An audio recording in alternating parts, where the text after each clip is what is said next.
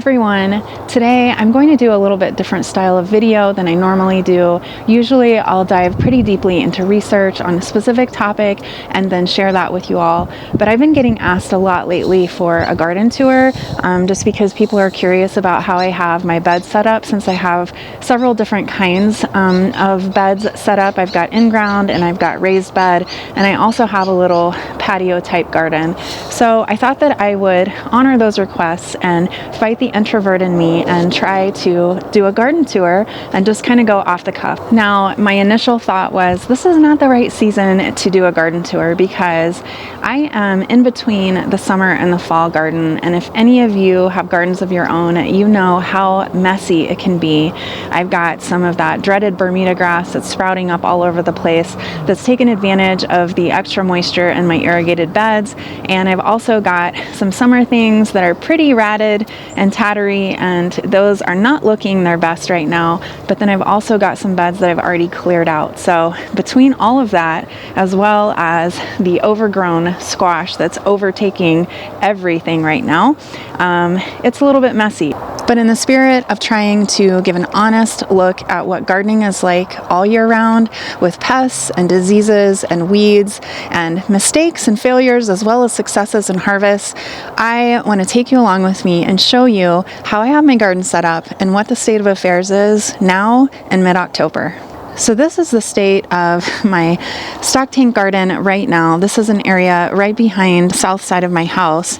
And so since it's south facing, it does really well in the winter. I have overwintered peppers here by accident with no protection, and I've grown things without covering all summer long. But this area used to be just a really shabby corner that was totally unusable. There was a big oleander bush here, and this was just a weedy, dusty, yucky patch. So what we did is we took up some of the flagstone, because there was this really weird flagstone path, and we made the stock tank garden.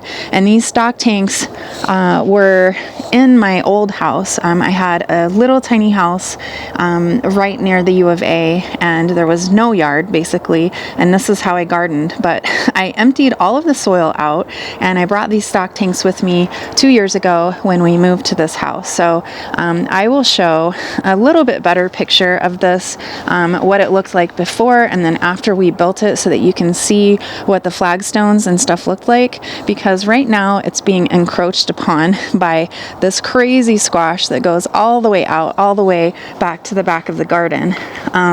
Also, this Bermuda grass is going to make me lose my mind. So it's supposed to look like just a flagstone path here, but this Bermuda grass, even though we put down some landscape fabric, which was permeable by water, as well as sand and the rocks, this Bermuda grass is just coming up. So I have to get rid of this. As I empty out these beds for the fall stuff, I'm going to be having to tackle this too. Let's just do a quick walk through here. Got this pistache tree that was here, so we kept it because it provides shade for our little table here. But I've got one stock tank there. This fountain was also here, so we kept that just because the birds actually like to come drink from that, which is nice. But yeah, I've got, I think, 6 of these 2x4 oval stock tanks, and then I've got 2 big round ones. So right now they've just got some pretty tattery tomatoes that have definitely looked better, but I do have a lot of ripe tomatoes in there, if you can tell. Some beans that are kind of finishing up. It's definitely messy right now. And I've got, these are the jalapeno peppers that I said had overwintered from last year. So they had no protection at all. So these are just loaded with these really yummy pumpkin spice and lemon jalapenos, red and orange and yellow. And I've gotten so many off of those. So I've got these round stock tanks that are pretty big, and I have got tomatoes in here. that are doing super well. I'm starting to get my second flush of tomatoes for the fall season. And just around the edges, I have some green beans. And these are the jade green beans, and they are just doing so well. So if you look underneath here, you can see all of these green beans just hanging on there. And these are huge green beans too. Let me see if I can grab one for you. But really nice, really long green beans. So those are going to be part of our dinner. But in the middle, I've got these little tomatoes, just cherry ones, which are kind of getting overgrown and huge, but that is okay with me because that means more tomatoes. This is a view of what that round and very overgrown tomato and green bean filled stock tank looks like. I cleared this out. I had my tomatillos in here because I like growing them separately. They just take over the space, so I wanted to kind of isolate them. I had planted some seeds in here for kale and lettuce and radishes and all those types of cool season things, but I failed to cover it, and the birds pretty much ate all of my little sprouts. It's very sparse in here, so I'm going to have to reseed this and then cover it like I should have to begin with. But this Bermuda grass is just coming through everywhere. Let's move on to the in-ground beds. I'm going to show you the one that's most overgrown at this point. These beds are about 28 to 32 feet long. We staggered them. So the back one, I've got 3 long beds. The back one is 28 feet, then followed by a 30-foot bed, and then the one in front is a bit longer than that, and that is 32 feet. So these are supposed to be for things that are a lot bigger, that aren't going to fit very well in my little 4x4 square foot garden beds. So let's go check those out now. It's probably hard to see because it is so crazy, but I thought my optimistic self in the spring thought it would be a great idea to plant just these little sweet zinnias all along the edges. But these little sweet zinnias, some of them are close to 5 feet tall. Actually, let's go check out how tall they are. So the sun is really bright right now, but I am 5'9". To put that into perspective, and this zinnia is just a little bit taller than I am. So definitely the idea I had of these sweet little zinnias, just along the edges of my garden beds, was definitely optimistic because they got so crazy. But I am not complaining because they have been really beautiful and they have attracted so many different kinds of insects and pollinators. So they've actually been really lovely. And I have gotten into the habit of picking myself a bouquet every Sunday and putting it on either on my husband's desk or on my desk or on our dining room table. And that's been really, really nice. So these are my 3 beds, believe it or not. So this is the first one, and this is the second one, and this is the third one. So let's take a look at what those looked like before and then when I first planted them and then after. And you can see what amazing growth I've had this summer. This first bed is the 28-foot bed. And this is what I call my bean row. So I've got 4-foot cattle paneling up here connected to T-posts along the way. These are a type of bean that I actually grew from seeds that I got from Rancho Gordo. He sells those with the intention of you eating them, but since they're all heirloom beans, you can plant them too. And these are called bio beans, and they were so delicious that I saved some of the seeds and planted them. And I planted them last year for the first season, but then I had such a great crop that I planted them again this year from seeds that I saved. And they are late bloomers, so I am just now getting some of these delicate blooms off of these vines. And I thought last year, no way they're going to beat the frost, but they did. And so I'm hoping that they will again this year. As you can see, all the way along, it's flanked by zinnias. And I had planted zinnias on purpose season before last, but all of these are from volunteer seeds that had fallen. So these are bonus flowers, which the butterflies and I have certainly appreciated. So in this tangle of zinnias and spent amaranth here, I've got my shade structure still put up. I have a video all about that you can check out. I will link it here, but I will probably remove the shade structure, the shade cloth at least. I may leave the posts in place. Maybe not next week, but the week after, because the temperatures are still supposed to be in the high 90s and I want to protect those tomatoes for as long as I need to. But let me climb over the squash. This bed is 30 feet, and along the edges I planted marigolds, and I also planted some jalapenos and other kinds of peppers because those are really low growing. In the back I've got tomatoes, the second round for us in southern Arizona, and in the very back I have, on this other edge, I have got basil, which is starting to flower, and that's fine because the bees really like it. So I want to make sure they have what they need since the zinnias are starting to fade. But these jalapenos are going crazy. So all the way along, this is my tomato bed, all the way down. And this monster of a bed that you can't even tell, it looks like a jungle. I may have been a little too exuberant in my polyculture efforts to mix in all kinds of different things, but the squash took over, the corn suffered, the zinnias thrived, but all in all, I think that it was a really successful effort. I've gotten a lot of tomatoes, a lot of little miniature pumpkins out of here. They're called Jack B. Littles. In fact, here's one here. They just keep putting off these little adorable little pumpkins here, which is super cute. So I've got a bunch of these on my table already, but I've got all kinds of tomatoes. You can see maybe some of them here.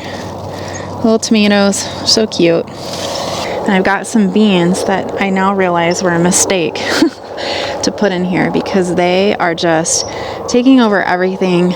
We'll see. They've got blooms on them if I get any beans off of them, but I definitely will not be doing that next year. So that is the third bed.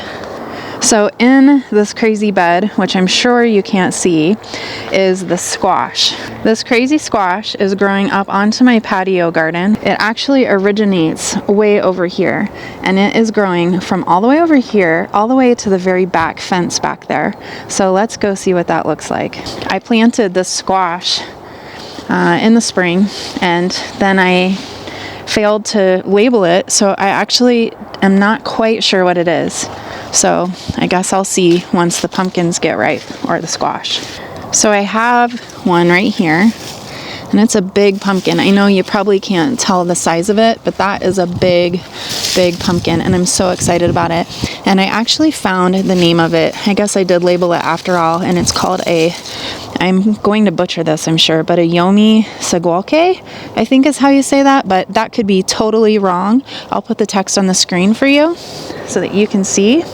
But it is climbing the walls, climbing the trees, and going all the way to the back. All right, I am hiding behind this tree right here just to show you the other beds because the sun is high in the sky. I got out here a little too late and it's really hard to see on camera because the light's pretty harsh, but we're going to turn this around and look at my 4x4 beds. These were my original garden beds. I started with just 4 of these 4x4 beds at the very beginning before I put anything else in.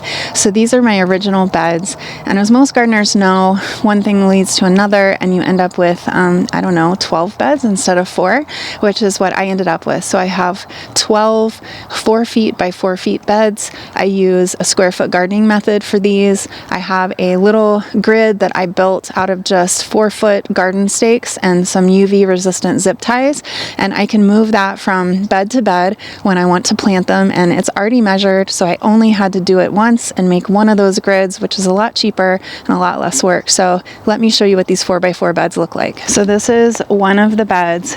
I just put in, well, my husband and I and my son just put in these irrigation grids. I did not have irrigation in these beds until a couple of weeks ago, so I was watering these all by hand twice a week using flood irrigation.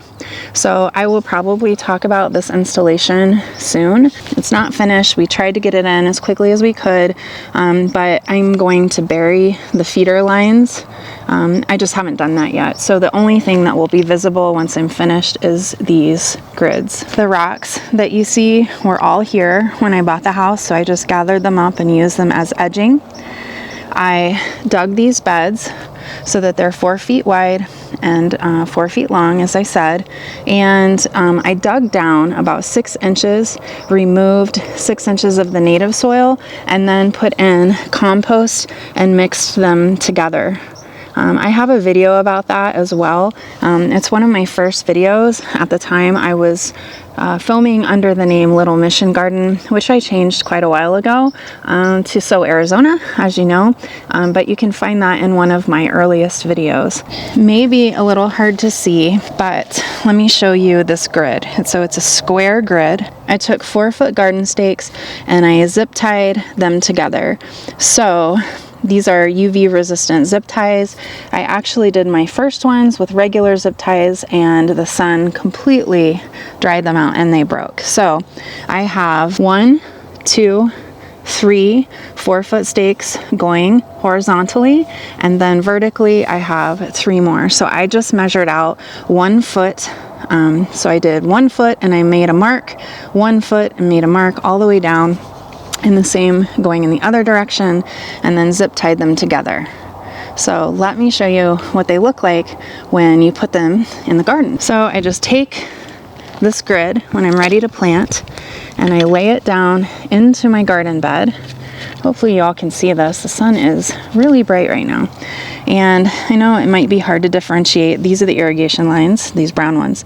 But each of these green squares will give me a perfect 1 foot section. And then I use the square foot gardening method in here, which allows for a lot of things in a small space. Then when I'm done planting this bed, I will just simply lift it up and move it to the next bed. That way I have less materials and less work because I only made one of these.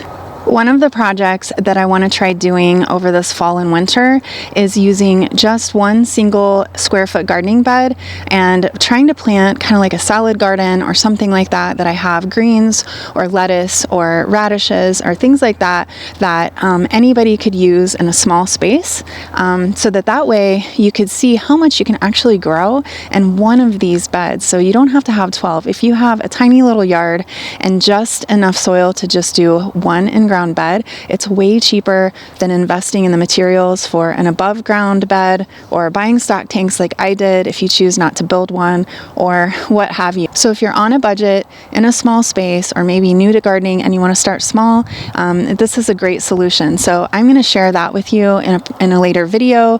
Let me know if that's something that you'd be interested in, but I think it would be really fun to show just how much you can grow in one of these. For instance, one of those little 1 foot squares in one of those beds, you can plant 9 green bean plants, which provides a lot of green beans if you think about it. Last but not least are the triangle beds that I'm using. These are also in-ground beds. They're not the long beds like the 3 I showed you at first, and they're definitely not the 4x4 beds. They're a pretty weird shape, but it was our effort to try to use up the last bit of space. We put these in late last fall, and so this was the first year that I planted in them. The soil still needs a little bit of work, but the cowpeas did amazing, as cowpeas do. They totally took over the space, and I've got so many cowpeas that I have to shell and store, so that was really great. But let me show you what these look like. It's maybe a little hard to see because I've got some sorghum, some dried sorghum leaves, but this is the smallest triangle bed, and it is definitely a really weird shape.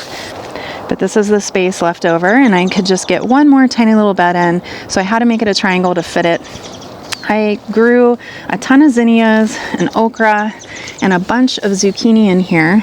I've still got some okra, some of the last bit of the season that's growing and is starting to produce, so hopefully I'll get a few pods off those before the frost. The poor zinnias are definitely the worst for the wear. But let's look over here.